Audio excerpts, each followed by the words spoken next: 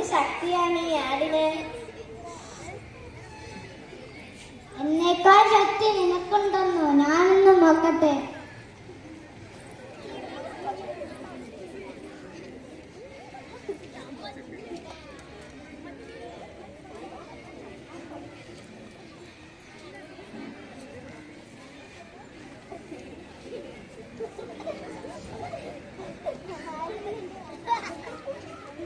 നീ എന്താണ് ആടിനെ ചെയ്തത്? ഒന്നും ചെയ്തില്ല മൂത്താപ്പ.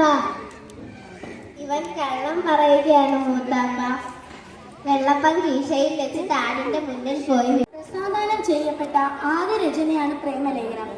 1940കളിലെ കേരളമാണ് കഥയുടെ പശ്ചാത്തലം.